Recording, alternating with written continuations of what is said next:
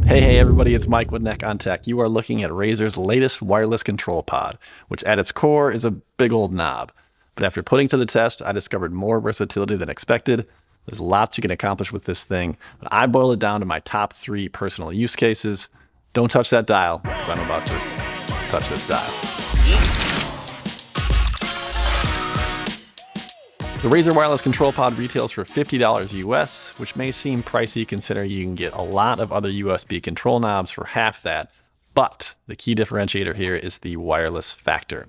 This doesn't need to be tethered to your machine and connects via Bluetooth, so you can place it just about anywhere within range, and depending on your setup preferences, it's going to give you a much cleaner overall aesthetic.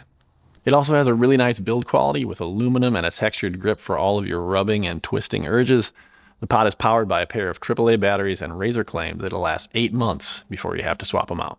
Setup is pretty straightforward, but does require you use Razer's Synapse software, which I know people have a lot of feelings about. Personally, I don't mind it. Nearly every device on Earth has its own app for setup and customization these days. The real question is, what other software and hardware does it interface with? And the answer is plenty. I said I was going to share my top 3 uses for the control pod, so let's get to the good stuff. Number 3, global volume and playback control. The pod's main function is a large, satisfying dial that you can rotate clockwise and counter to adjust volume and chroma settings in various applications on your machine, and at that simple task, it performs beautifully. It glides easily under your fingers, and you can see meters adjust on screen accordingly. I've got it connected to Spotify, which I connect to Alexa devices that control various receivers around my home.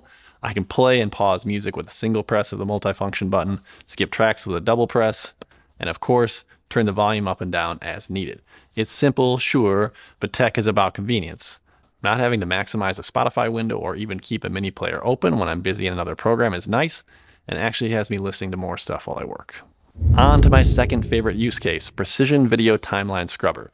This one is slightly more niche, of course, because not everyone edits in Premiere or Resolve, but if you do, you know how annoying it can be to use a mouse and keyboard to hunt for a specific frame in your timeline. By mapping arrow keys to the Razer's dial, I can scrub through video timelines quickly and find the exact moment I'm looking for. It's a pretty big time saver, and when you're editing a lot of video, it adds up. And can I assign those same tasks to my multifunction mouse? Yeah, man, but a dial is more fun. Which brings me to my number 1 use for Razer's wireless control pod. You're probably going to roll your eyes, and I am cool with you judging me, but I use it to put my machine to sleep. I know, hear me out. I've always found it pretty anticlimactic to be finishing a session of whatever at your desk, and then opening the start menu and clicking power and clicking sleep. And sure, I can map that to a keyboard shortcut or an Elgato Stream Deck.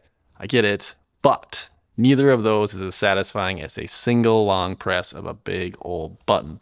It's like powering down your command center. I love it, and I'm not afraid to say it. You'll have to decide if $50 is the right price for this type of controller, but for me and my needs, 8 functions, an attractive quality build, and most importantly, wireless, means I might get a second one. That's all I got for you today. Thanks for watching. Subscribes and likes are cool, but no worries either way. And until we meet again, take care of yourself and the people you love.